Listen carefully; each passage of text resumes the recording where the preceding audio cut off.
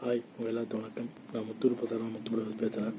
அதிமுகவை பாஜக இயக்குகிறதுன்னு அதிமுகவை பாஜக ஆர்எஸ் இயக்கிறேன்னு சொல்லிட்டு திருமாவளவன் சொன்னார்.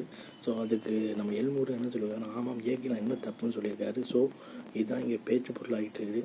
ஏன்னா ஆர்எஸ்எஸ் பாஜக இயக்கிறது எல்லாரும் தெரிஞ்ச உண்மை தான். ஆனால் இப்படி ஒரு ஃப்ளூவெண்ட்டாக இவரும் நேரடியாக சொல்லிட்டார். அதனால் பாஜக அதிமுக முழுங்கி விட்டதுன்றதை எல்லாரும் தெரிஞ்சுக்கிற மாதிரி தான் இருக்குது. ஏன்னா எல்முருகன் மத்திய இணையமைச்சரக்கூடிய எல்முருகனுடைய இது அதுதான். ஸோ இது எல்லாரும் பார்க்கப்பட்டு இருக்கிறாங்க. ஏன்னா வரக்கூடிய தேர்தலில் 2011 63 சீட்டு காங்கிரஸுக்கு திமுக கொடுத்தாங்க. இன்கம் டேக்ஸ் ரீட் இதே மாதிரி பயமுறுத்தி. ஸோ அதே ஆயுதத்தை இப்போ பாஜக அதிமுக மேலே எடுத்துகிட்டு பயந்து 60 சீட்டு 70 சீட்டு, அதாவது கூட்டணி ஆட்சி வர மாதிரியும் டெப்டி முதலமைச்சர் பேசுகிற மாதிரி ஒரு பேச்சு இருந்துகிட்ருக்குது. ஸோ இப்போ இதுதான் தமிழ்நாட்டில் ட்ரெண்டாக போயிட்டுருக்குது. ஸோ அதிமுக எவ்வளோ சீட்டு கொடுக்க போகுதுன்றது ஒரு பக்கம் பேச்சு பொருளாக இருக்குது.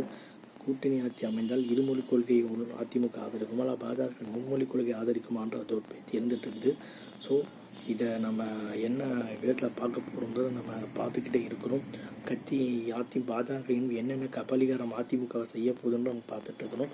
அதிமுக தொண்டரோட மனநிலை என்னவா இருக்குன்னு நம்ம தேர்தல் நேரத்தில் இன்னும் கொஞ்சம் 5 மாதம் 6 மாதம் தான் தெரியும்னு சொல்லி என் வீடியோ முடிச்சுக்கிறேன். பாய்.